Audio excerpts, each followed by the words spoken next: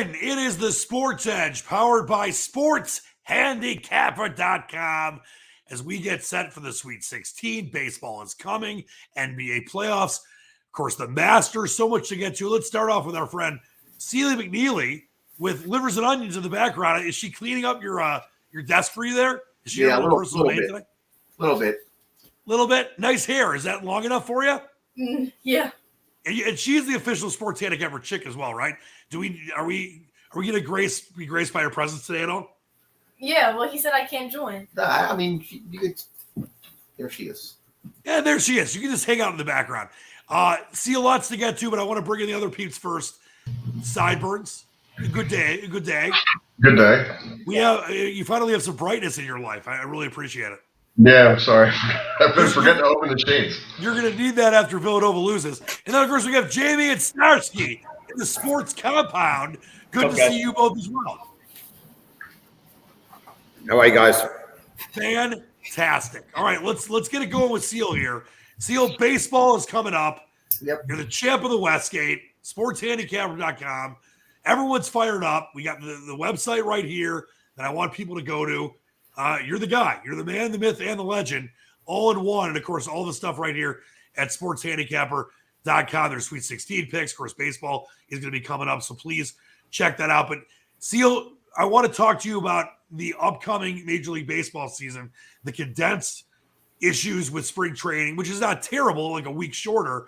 But baseball is, I mean, you have a lot of money sports, but I don't know. I think maybe baseball is your biggest because you obviously crushed with football. You're the best in the country, best in the world, but you're really good at baseball too. How anticipatory are you for baseball just weeks away now? I'm excited for baseball. Really excited. The rules are back to almost normal. Still have they were going to take the extra inning games away with the ghost runner on second base. They were going to take that away this year, but it came back as of 2 days ago. What about the DH? How do you feel about the DH? You're a Philly guy. I'm pumping the DH. I am so sick of watching pitchers hit. Even though the run scoring is not going to be that much bigger. I mean, if you look at it, it's kind of a minuscule number. I'm just so tired of seeing pitchers bat. I'm sick of it. I mean, if you go back to the National League games over the last few seasons, the way the starting pitchers are only pitching, 5-6 innings, they're only batting twice a game. So it's not. That's why the difference isn't that tremendous. You just see less pinch hitters in the National League. That's all. All right, I think Starcy's got a question for you. No, I just want to talk with you guys. Seal can keep going. Go, Seal. But a DH I'm excited about. The guy on second base, top of the 10th inning, whatever. But then again, does anybody really want to stay up till 2-3 o'clock in the morning? I do. I never sleep. I love those late West Coast games. You're an anomaly. I mean, me and Livers and Onions are doing TikToks at 3 in the morning. You want to see 16, 17 inning games. I'm sick of them. So I really don't care about that rule. But I am excited for the DH, even though many people are going to be great DH. Sealy, talk to me about the Phillies making a lot of moves. What do you think? Phillies, a lot of 10-8 games, looks like. They're going to hit the ball. A lot of overs. They can't field, and they probably can't pitch, but talk to me about the pitching. Talk to me about relief pitching, closing. How are they looking? We know they brought in Castellanos, Schwarber. The lineup looks sick. I mean, the lineup looks from top to bottom, it looks like a powerhouse. I don't know another team in baseball that they can't compete with offensively. Talk to me about the pitching. How does the pitching look? Because if the pitch is shitty and the offense is that good, I mean, we're looking at a lot of overs. You get the wind, you get some hot weather in June, July, August down at Citizen Bank Park. I mean, it could be a lot of overs this year. Well, I mean, the Phillies are one of, 3 teams in the National League that can actually have a legitimate DH out there. I mean, Juan Gonzalez, he signed with the Nationals. Where's Castellanos? Where's he going to play? I mean, his fielding sucks. I mean, they didn't bring him in for his fielding. They brought him in for his bat. Where are they going to put him? What's he going to do? Left field. Left field? Yeah, I mean, they're going to have an outfield. You got Harper and Wright. Who's playing center? Well, they signed Asdrubal, guy from last year, but he's not going to play every day. Their outfield defense is going to be probably the worst in the league. Good. That's even better for overs. I mean, you have to with Schwarber. Well, Schwarber will DH. Harper's one of probably the worst rated right fielders in baseball. Horrible. Castellanos will be the worst in left field. and in center field, who are they're putting? I have brain cramp. I forget who's going. Their outfield defense is going to be dreadful. Seal, I want you to. What other teams in the league, across the league? Who else do you like in baseball this year? I know 2 teams I don't like. Give me the teams. Give me some teams early in the season that they might have made some moves. I know everybody. It took a long time. They started late, making moves, making trades, everything else because of the negotiations and everything else. Give me some sleeper teams, like teams that you see from your work that you think will improve. That there might be good numbers on with good pitchers early. What are you looking at? Is there any teams that jump out at you? I mean, I like the way the Cardinals closed last year. I thought they were good last year, and they played terrible the first 3-4 months of the season. If they get enough pitching in their starting rotation, they'll be right there. Cincinnati took a deep dive down. The Cubs aren't much better. They made a couple moves, but nothing really. They're not going anywhere. The Reds just dismantled their team. I mean, they're not even a factor in the Central. Pittsburgh's still not a factor in the Central. So that's probably the weakest division in baseball, NL Central. It looks like. I mean, Milwaukee, St. Louis. It's like a two-team race, basically. Yeah. But the Dodgers have a $275 million payroll.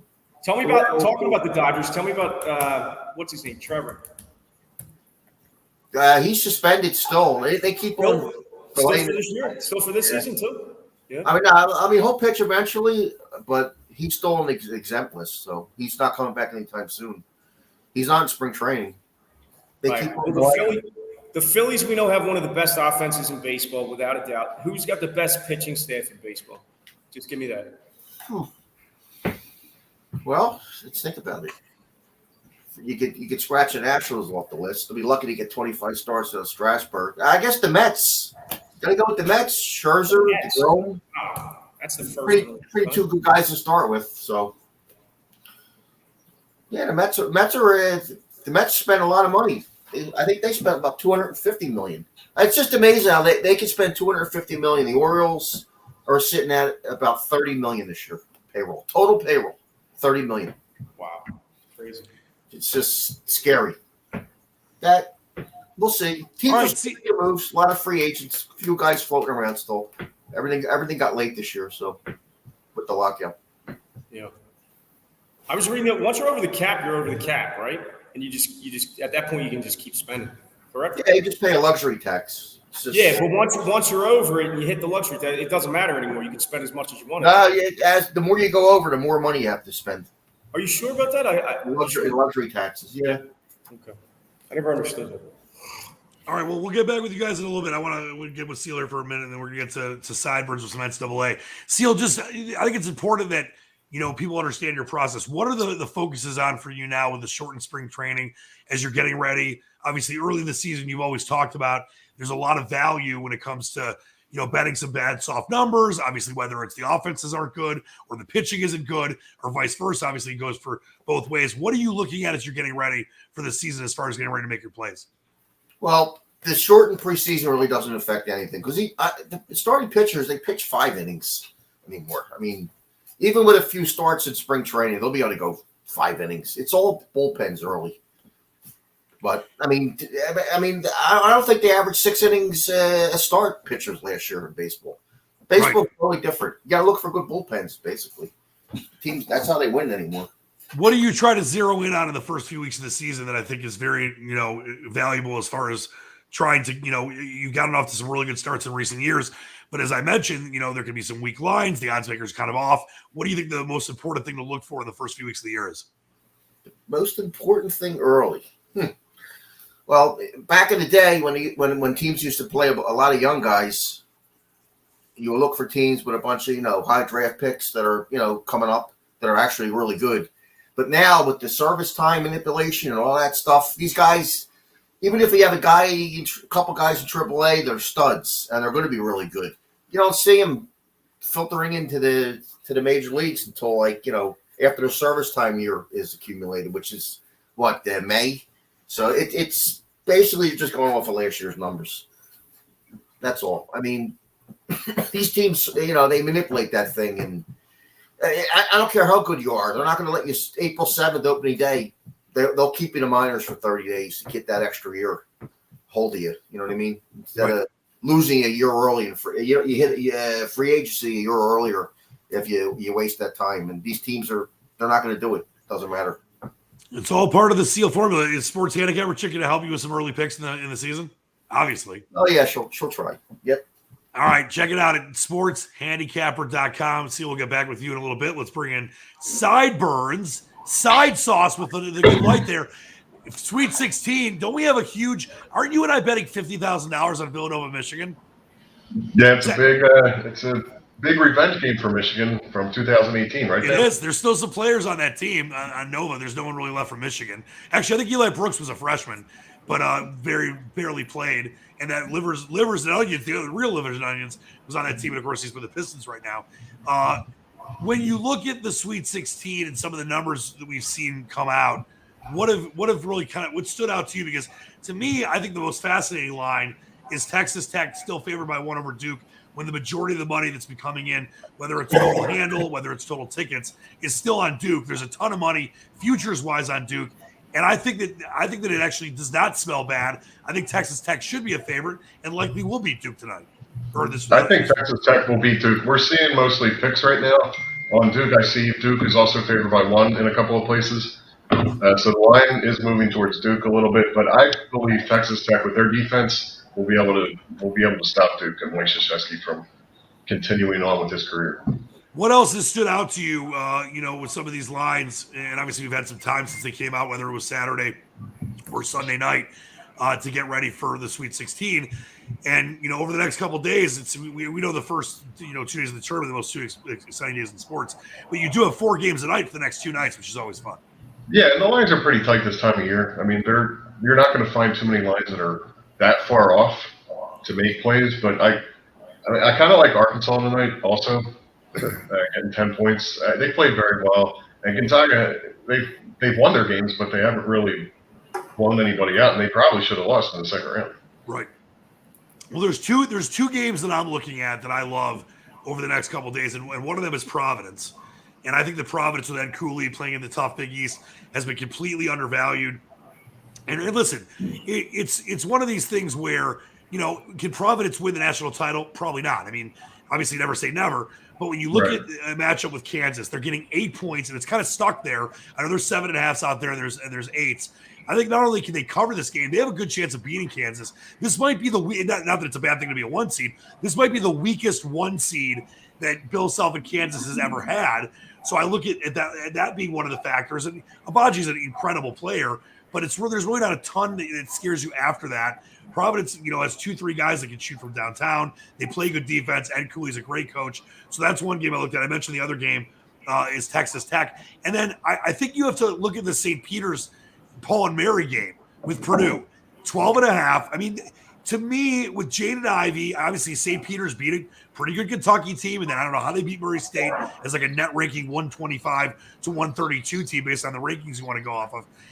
These are the kind of games normally that 15 seed, that 14 seed, that 16 seed get their asses kicked in. Yeah. What do you think about Purdue minus the 12.5? I hate laying big numbers in the tournament because there's so much parity these days, but this smells like a 30-point win for Purdue to me. I agree. It smells like Purdue should really just blow them away. I wouldn't lay the 12.5, but I certainly wouldn't take it. And I agree with your Providence pick too. Providence, if that game's starting to go to 7 in some spots. Right. And doesn't Providence, don't they start 5 seniors? They do. They're one of the few teams in the last 20 years that has started 5 seniors. Yeah. And plus, Robert Kraft gave them the team playing. Yeah, well, obviously, listen, as long as they don't go to massage parlors. By the way, don't even get me started on the massage news with Deshaun Watson. It's too gross to even get to. Yeah, enjoy him, Dolphins. But let me just tell you this. I do have a futures ticket on the Wolverines. I made it about 7 weeks ago. 30-1 to go to the Final Four. Just to go to the Final Four. All they got to do is go to the Final Four. Nothing else matters. That line is down to 8-1. So I'm feeling good about. Of course, there's 2 more games. Yeah, well, I'm feeling good about them against Nova tonight. I'm feeling good about them maybe beating Arizona or Houston. But what are we doing, you and I? Do you want to do a point spread bet? You want to do a money line bet? I say we do it for 50,000 space bucks. And I want Starsky involved in this as well. 50,000 space bucks? All right, I'm in on that. I'll take Nova minus 5. All right, let's do it for something real. We'll do it for. I would like 2 plates of sushi, and I'll give you 2 Philly cheesesteaks. All right, that sounds good. All right, Starsky, you want part of that Hey, action? do it for a round of golf in Costa Rica when you get down. Yes, perfect. All right. And in Costa Rica, golf costs about $500. And then So you, that's can talk, you can play golf and you can talk shit the whole time, Kevin. yes. All right, you're down for that. Before I let you go, Sideburns, anything else you've seen with some of the movement? Maybe some lines being bet at a very high clip. Anything else you've seen over the last couple of days when it comes to the eight Sweet 16 games? I mean, just the Miami, Florida team got a lot of money early, like right when it opened. They opened one, it's already up to 2.5, which that kind of surprised me. That was I thought Iowa State would get money there, but that game moved already 1.5. The other games haven't really moved that much. I don't really understand how Iowa State's even in the Sweet 16. I mean, they should have lost both their first 2 games, but either way, I don't know how they beat Virginia Tech. But that Iowa State team, they're just playing their best basketball right now, and they've had some really good, they've had teams that have played down to their level. Not that Iowa State played out of control, but Miami, to me, if they had gotten by USC, was a live team to make a move, and they should win that game. And I would lay up to 3 on them because I think that unless Iowa State has some more magic. I think you'll see money on Iowa State. If it goes to 3, I think you'll see money on Iowa State at that number. Love it. Sideburns, great stuff from you. We'll get back with you in a minute. JB, no WCGC match play picks because it's too wacky with a 64-team bracket. Now they've done it into groups of 4, and they play each other in round robin. Then they get down to 16 and 8, and it's just crazy. But the Punta Cana, which by the way is something we've always talked about on this show.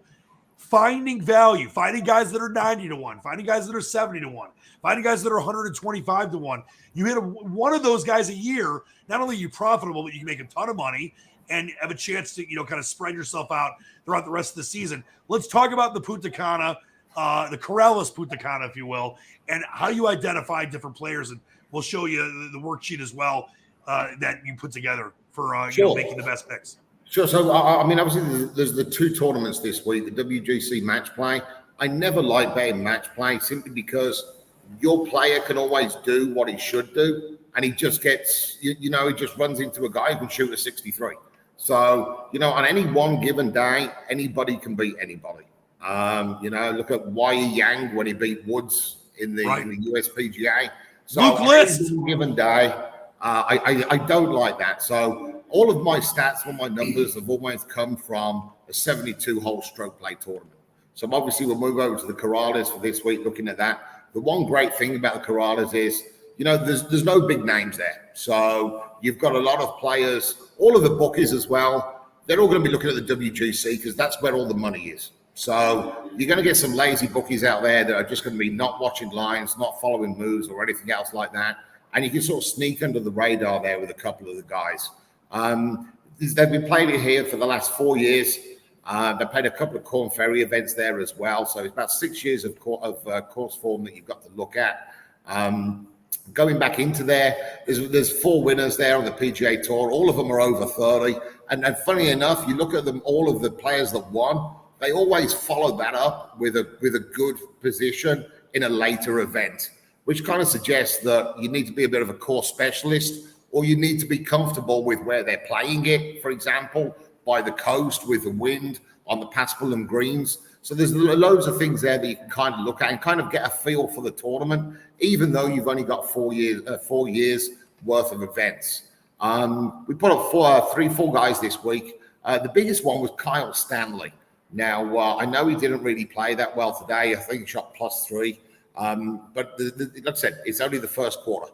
So we've got plenty of time for him to come back. He's got real good correlating course form, which is what I really liked. He's got what? Correlating course form. So mean? You'll always look at correlating courses to events. Right. So you're not just looking at the one event for the results there, but there's courses there that are, on the coast. How do these players play in the wind? How do they Puerto Rico, Bermuda, Mayakoba, for example. So Kyle Stanley was the one guy. Nate Lashley, he actually won on the Corn Ferry Tour on this course. So we've got Nate Lashley as well, around 30-1. Cameron Percy was one of the other guys who we had, an older gentleman, 47, 48 years old, Australian guy. Hopefully he can get a bit of encouragement from Cam Smith winning the players from a couple of weeks ago. And Jonathan Vegas as well. I mean, I know he went off favorite. I never like betting the favorites in these second tier events because, you know what, listen, if we know what the odds are on them, they definitely know what the odds are on them. And when you've got a guy who looks at himself at 100 to 1 in every event and he finds himself the 16 to 1 favorite, it kind of plays funny tricks on your brain, doesn't it? So, but we have got Vegas as well there for a little saver. I do like him on this course. Obviously, he's coming from Venezuela, so, you know, a Latino country as well. He's got to be very comfortable there, and he's got correlating course form as well. So yes, I mean, those were the 4 guys who we had. I just wanted to stay away from the WGC. I've already started working on the Valero Texas Open as well for next week. So we sort of like increase the information that's there on the spreadsheet. What I've actually added to the spreadsheet for this week, was the course form and the recent form. If you look at everybody who's missed a cut, it will show you how many shots they missed the cut by. That's great stuff. We've gone into a lot more detail. You know, a guy missing 2 cuts over the last 2 weeks, you know, it doesn't look that good on him. But then you sort of dive in there and you say, well, okay, he missed the cut by 1 here. Then he was on the wrong side of the draw in the Players' Championship last week. And you can sort of like, his form is not as bad as how it looks on paper. So that's one of the things that'll be added in there every single week. Again, it's just so much information there for people to look at. It's completely free of charge on the website. And obviously, you can go ahead and see what you think as well, and see what you think is important to try and find the winner. No, it's great stuff. And just for those maybe that are watching for the first time, I think it's really important that you explain this. And I'll throw the worksheet up again just so people can see it. You know, you have all this information, taking the guesswork out of people, you know, for people. And once again, golf to me, I mean, my specialty is football and I love it, and tennis and many other sports. But golf to me, I think might be the most fun sport to bet, at least over the last few years for me, because you look at the value you have, and you mentioned even Vegas being 16 to 1. A lot of times John Rahm 7-8 to 1 is the favorite in the big PGA tournaments. But to get guys 50 to 1, 100 to 1, we talked about Cam Smith earlier in the year that you hit on. You've hit on so many winners in the last couple of seasons that if you don't have to bet that much if you don't want to. You can bet $10, $20 if that's your your unit. For me, I normally bet anywhere between 50 to 75 on a golfer, and it can turn into thousands and thousands of dollars. I think it's important that people understand that you might not win every week. Obviously, you're not going to, but if you can win 3, 4, 5 times a year, not only are you going to profit, Jamie, but you're going to profit a ton. Sure, and one of the things as well, I think that people sort of fall into a trap about is, if you've got your players who you like, you'll sort of like have I like this guy most and then whatever else, but then people look at the odds.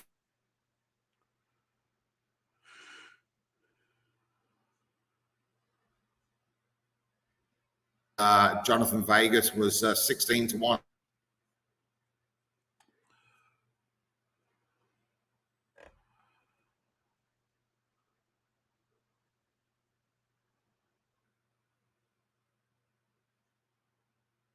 So we actually had more money on Stanley this week than we have on anybody else, even though he was, 2.5 times the price of Lashley and he was 4 times the price of Vegas. So, the guys who you really do like, don't be scared of what the odds are. If you like him for that reason, go ahead and bet more on him. I think people get scared of putting more money on bigger prices. But if you trust the process and you trust what you're doing, you can ignore the prices and you just bet it according to how you have them ranked.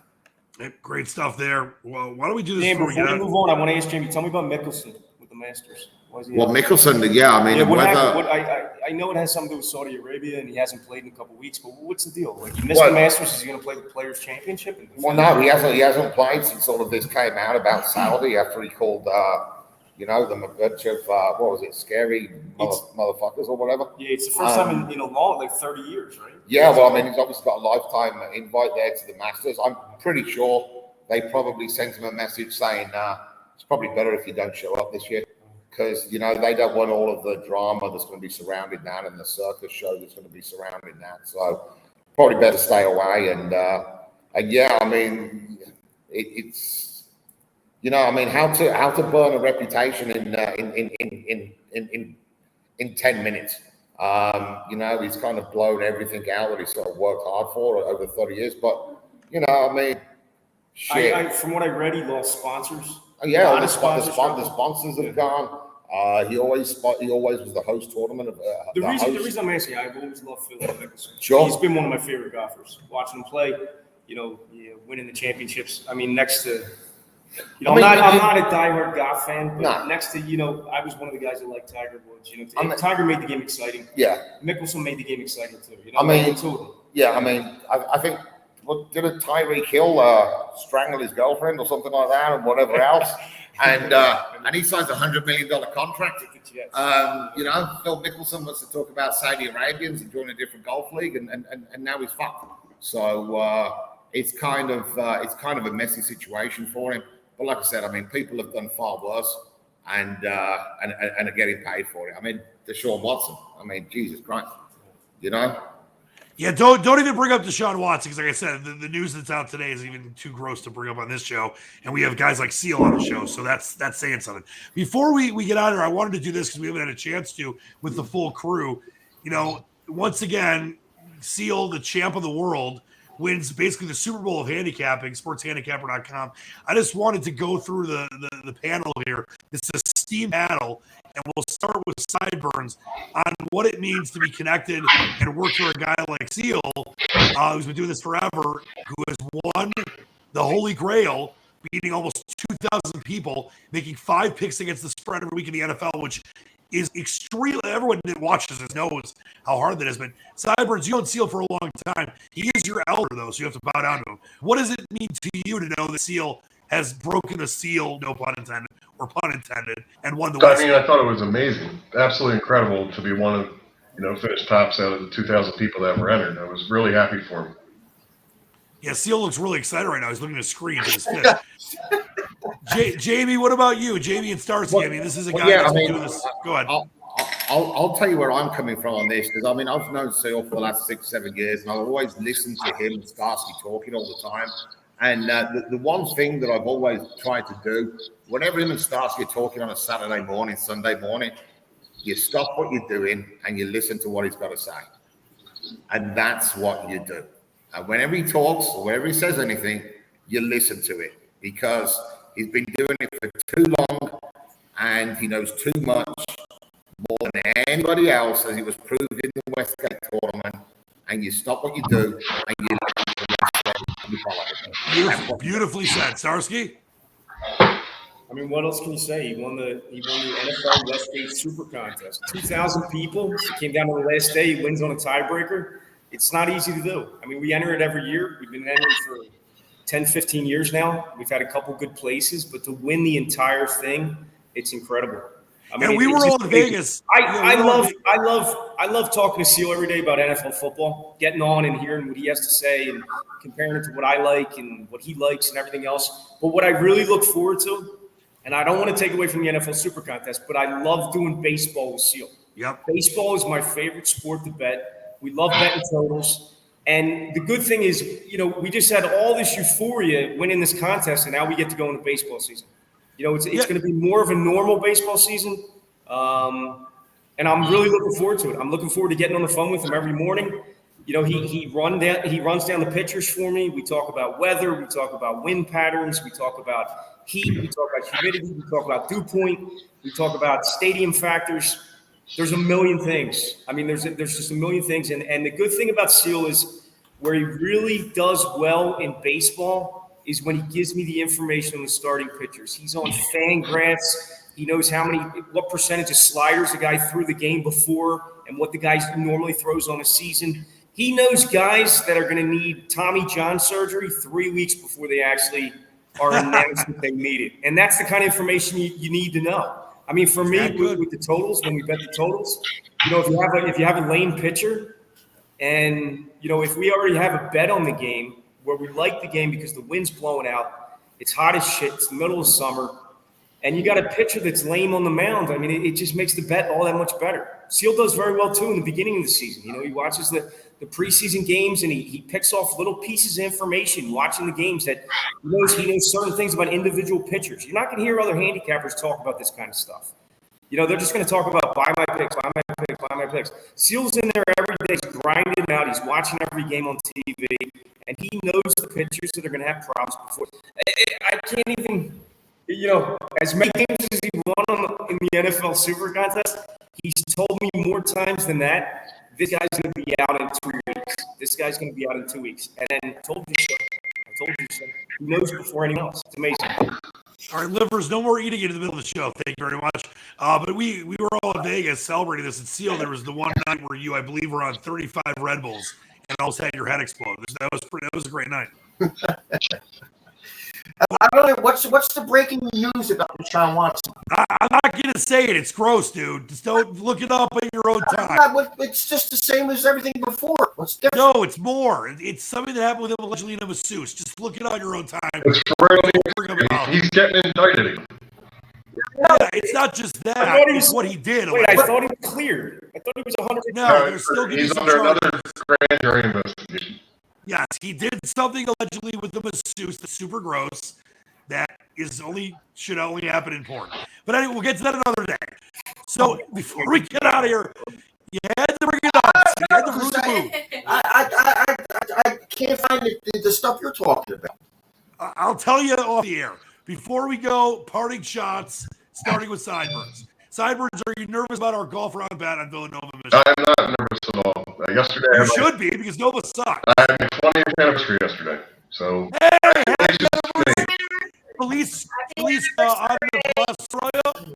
something like that. Dan, you got to tell us, dude. I can't find it. Deshaun Watson. I just scanned everything. Come on, Dan. You can't end Try it. to keep this show I don't classy. care about a family show. We're going to find it. We're gonna find out anyway. He allegedly let things fly on a masseuse. What? He let Yes. things what? What? He let things fly. I'm not going to get more deeper than that. There's women around. What? Just use your mind. Masseuse, naked guy. Let things fly. No, I know. He was painting the town white. Yeah, there you go. I can't believe you guys can't figure this out on your own. Was it white bread, Jamie, like in your sausage sandwiches? Wait a minute. All right. Well, so he went through 39 masseuses in the Texas area. Was he 39 for 39? Maybe. I don't know. Stop asking questions. You won the Westgate. Just celebrate. Why are you so embarrassed? I'm not embarrassed. I'm trying to do a classy show here. How would you feel if you were the Cleveland Browns and just traded a quarter of your team for him? I mean, I said this a long time ago. No one should have done anything for Deshaun Watson.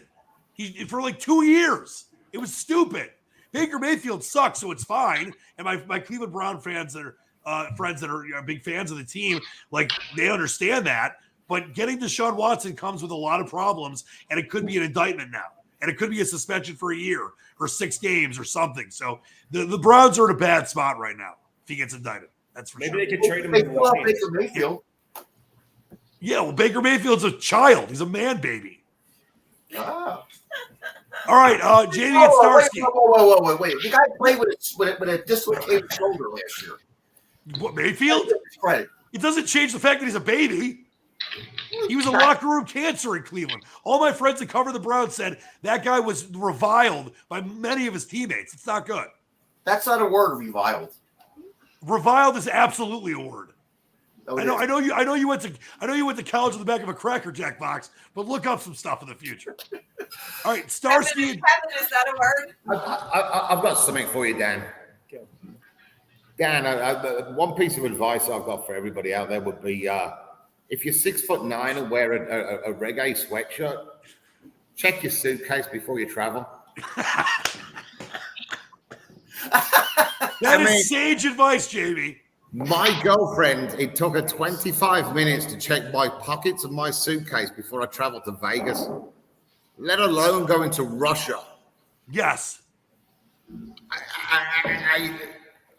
I can't get the fact that everybody's saying she's got to be released. I can't understand that. It's I just can't pot, understand man. that for It's one just thing. pot. What are you talking about? Brittany Griner. The WNBA girl who got Brittany arrested in Griner. Russia He's talking about carrying Brittany cannabis Griner. with her. Oh yeah. The one they're using against. It's just Right. God, though, She's wearing a Jamie. red day sweatshirt. Yeah. I mean, They're Yeah, using her as a political ploy. I wouldn't take that on an internal flight to the beach here. Let Okay. alone in Russia. Listen, we're going to get out of here before the rest of Seal's extended family comes into the frame here. Does anyone else have are there any cousins coming tonight? Maybe some grandkids? No. What is, anybody else have a parting shot before we get out of this fine I'm drinking Sweet Red 16 Bulls Thursday? tonight for you, Dan. What's that, Livers? I'm drinking Red Bulls tonight for you. Awesome. Are you going to Dwight Howard's house? No, not tonight. Tell Dan Rats. the other Wait, night. Starsky, any parting shots from you? Yeah. Get ready for baseball. I'm very excited. Seal's going to do really good, and that's pretty much it. Follow the baseball. Buy the packages and follow the baseball. Follow the leader. Go to sportshandicapper.com. That's where all the incredible stuff happens, all the magic. Check it out there. Sideburns, great job by you, Jamie. And Starsky, of course, Seal, except for bringing in some stupid, disgusting masseuse. What is that? It's a heating pad. I can't afford a masseuse like Deshaun Watson has. Yeah, just stay away from the masseuses. And if you I get massages all the time, but I don't do anything, under the table or off color like Deshaun Watson. What a mess. You guys got your bet on Nova tonight too, right? Yep, we got a golf round bet and also 50,000 space spots. 3 hours. I can't wait. I'm going to watch the game. Kevin, what are they betting on the game? They're betting Michigan, right? Yeah, it's kind Majority of of the money's on Villanova that I saw. What's It's like Fine. 60-40. they're betting Villanova more what did it open? It's a hotel room. 5, I believe. Yeah, 5. No. 5. The total's 135. I lean over, and I obviously have Michigan plus 5. I think Nova obviously is a great team, and they can win the game. But Michigan played Tennessee as a bigger underdog and beat them outright, and actually went away for a while during different parts of the first and second half and still beat them. And Tennessee was a hotter team than Villanova was. Tennessee's won 8 of 9 games. But Nova's great, Kevin. They got 5 starters that are all seniors, 4 starters in double figures. Colin Gillespie, Sam was a player of the year, lottery type guy. But Michigan's got Hunter Dickinson. And if you look at his splits the last 5 games, he's basically averaging a double-double, can score in the 20s, can score in the 30s. And as long as Jones, who's playing, the young guard who had the concussion problem, and Caleb Houston, who combined for 2 points in the last game against Tennessee, as long as they can score something, Michigan's got a great chance to win. They really do. Yeah, it's going to be a good game. It's going to be a great game. And this is a great show. Thanks again to all the noblemen. Congrats again to Seal, Livers and Onions, the great daughter, Sports Handicapper Chick, Sideburns, Jamie, Starsky. We got so many more shows and so many more things to get to coming up very, very shortly. But please go to sportshandicapper.com and get all the great picks from the king of the world, Sealy McNeely. Until next time, for all the great folks. I didn't get a parting shot. Yeah, you already got your parting shot with the masseuse stuff. I just want to say go Nova. I hate the blue and gold. They're blue. See, this is how dumb you are. They're maize and blue, so good try. Oh, gee. It's close. I will get rid of your camera. I will get rid of that camera. You know what the problem with their colors also is? What is it? They look too much like the Delaware Blue Hens. Okay. The Delaware Blue Hens, by the way, took their cues from Michigan and loved the colors back in the 30s or 40s, and that's why they went with the maize and blue. They have the same helmets as us. I think it's the other way around. All right, good. Even though Delaware was founded like 100 years after Michigan, good try. Until next time. Joe Biden did go there, though, didn't he? That was a terrible parting shot. I love you, though. We'll see you next time with the Sports Edge, powered by SportsHandicapper.com. Until then, for Jamie, Starsky, Seal, even though he's a crazy person, but a genius, and Sideburns. Anything else, Seal? You want to derail the show again for a minute? I'm done. I'm Dan Leach, the Squatch. See you next time. Keep reaching for the stars. Believe in the dream. We love you all. Peace.